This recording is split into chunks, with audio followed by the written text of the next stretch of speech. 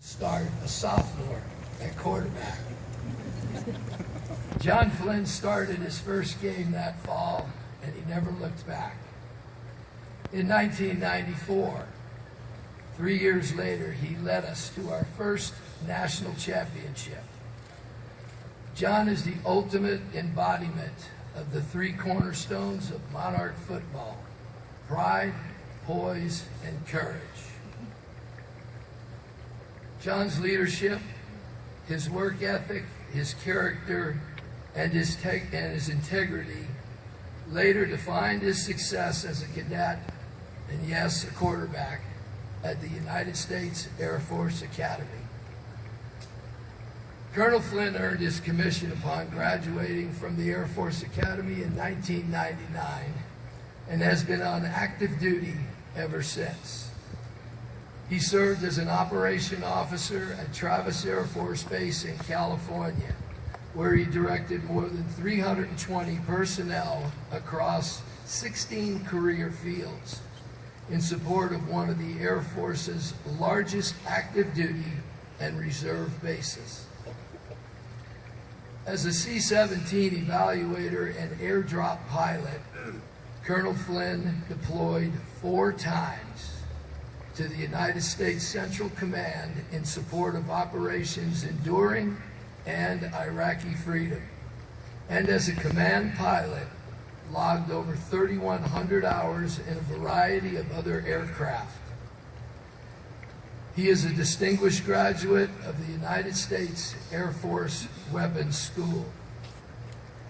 In 2010, Colonel Flynn moved to Washington, D.C., and served as the Department of Defense Legislative Fellow for U.S. Senator Bill Nelson, a ranking senator on the Senate Arms Service Committee. While working on Capitol Hill, Colonel Flynn maintained oversight on armed services, homeland security, and veteran affairs issues. Colonel Flynn is a member of the Council on Foreign Relations and holds a master's degree in aeronautical sciences and also a master's certificate from Georgetown University's Government Affairs Institute. Today, Lieutenant Colonel John S. Flynn is a senior military aide to the Vice President of the United States. In this role, Colonel Flynn is ready to assist the Vice President in executing U.S. national command decisions while also controlling the Vice President's football. Despite all he's done, I know that John would tell you that his greatest accomplishment and his greatest joy is most definitely his family. Colonel Flynn and his wife Christy are the proud parents of 5-year-old daughter Sophia and their son Stratton, who is 3. Last February, my old quarterback, Colonel Flynn, graciously took time out of his busy schedule to give 2 of his old high school football coaches a private tour of the West Wing of the White House. As we sat at dinner together afterwards, I could not help but laugh, as I could still see that young sophomore quarterback sitting across from me at the table. I cannot say that I am surprised at all of his amazing accomplishments. However, I can say that I am so incredibly proud of you, John, and it is truly my distinct pleasure to have you here tonight and to be able to introduce you. Ladies and gentlemen, modern-day class of 1995, our very own Sentinel of Freedom, Lieutenant Colonel John S. Flynn.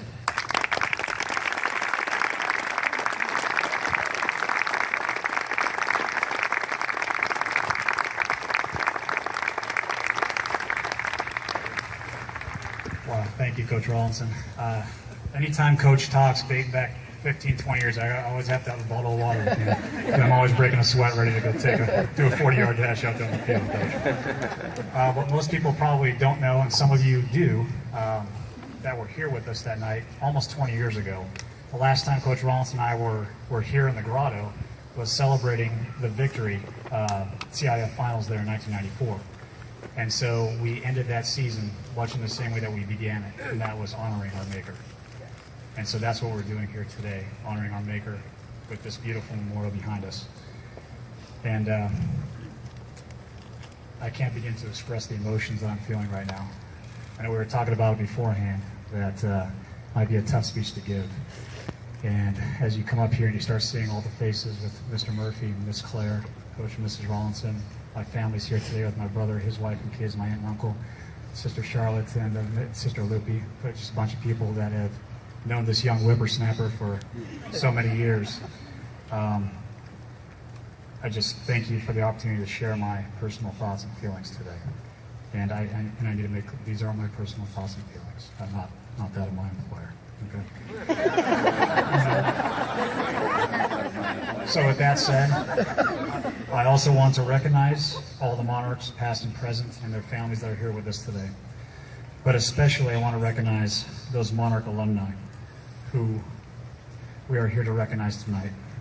My brothers and sisters in arms, the hundreds of Monarchs who traded the Catholic school uniform for that of the military uniform and went on to serve as soldiers, sailors, airmen, Marines, and Coast Guardsmen.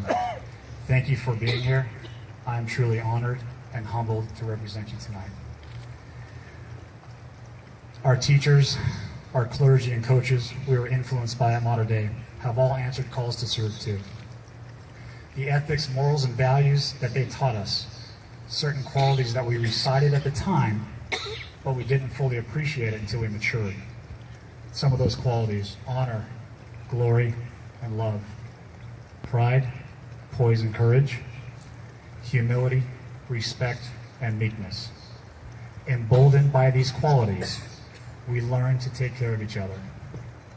Even more inspiring is that we learn to take care of those who couldn't take care of themselves, and that these actions were part of something much bigger than us.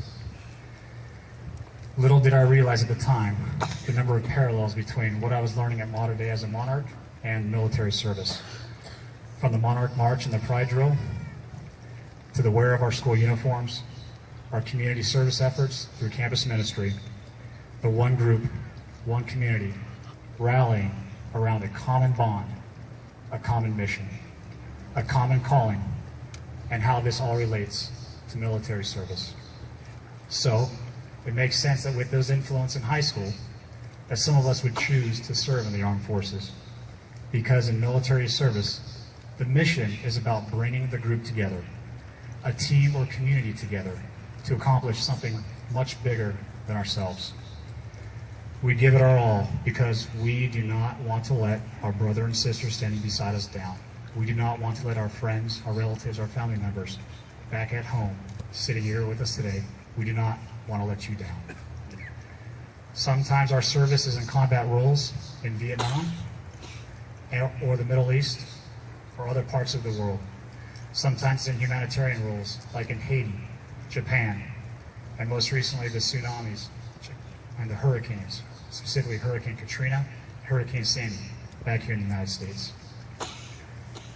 Inscribed on this humbling Sentinels of Freedom Memorial, as we know, are the names of 6 monarchs who made the ultimate sacrifice. Our eternal gratitude will always be with their souls and their families. Our eternal gratitude also goes out to the hundreds of others named on this memorial who served in war zones and who have visible and some invisible scars to prove. But behind these names, unsung and unseen, are the heroes and heroines whose names, while not inscribed here, are nevertheless paramount to the success of the efforts of those listed. They include the spouses who single-handedly run the households and keep the home fires burning for months and years while we serve overseas. They include the parents and the grandparents who have assisted the spouses, the brothers and sisters and other family members, the coaches, the teachers, the friends and clergy who understand how important it is to check in on families and make sure that they are cared for. The unsung heroes also include the community and its promise to take care of our veterans, returning home from combat, those who ensure that the veterans arrive home to a loving and grateful home community, those, and speaking from my personal experience, who provide random acts of kindness at all levels, from greetings at the airports to postcards and care boxes sent to overseas locations, as well as the inclusion of our military families in events and other activities they may have otherwise missed out on. They, this community, every single one of you, everybody here, you represent the heart of the military that preserves the beat and rhythm of life here, allowing us to focus on our mission while we are overseas. Together, we are all sentinels of freedom. Because as you know, a sentinel is one who stands watch, one who stands guard. For me, the Sentinels of Freedom also represents two layers. The first layer is that uniformed service member who dedicates his or her life to guard our principles and freedoms at home and abroad. The second layer is that community that I refer to, our foundation that stands under God's watchful eye to defend our freedoms and protect our way of life at home, which in turn emboldens uniformed service and makes it possible to have the greatest country and military on earth. This community of sentinels constitutes the moral fabric of America, the ideals upon which America was built. It is this moral fabric that has made us the longest standing democracy in the world today. A country spawned out of ideas and ideals. A country matured through dedication and service. A country instilled with the fervor of citizens willing to give their lives in its service. It is this moral fabric that allows me to leave home knowing that my wife has the freedom to walk our daughter and son to school, or to the market, or to church. The freedom to pause along the way and chat with a friend or neighbor without worrying about expressing her ideas. There is no doubt that the men and women with whom I have served in the military and who preceded me carry with them an enhanced quality of dedication and service.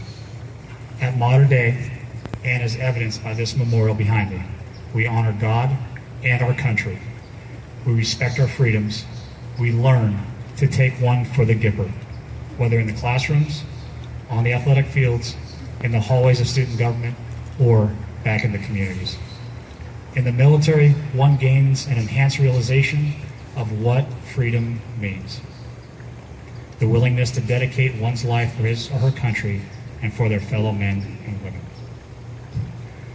So traveling within and living in regions that place restraints on how we dress, restraints on what we are allowed to say, restraints on the religion we're allowed to openly practice, the streets we're allowed to walk, restraints on the professions and personal callings we're allowed to pursue, the people with whom we're allowed to associate, for me, creates a special yearning for the United States of America.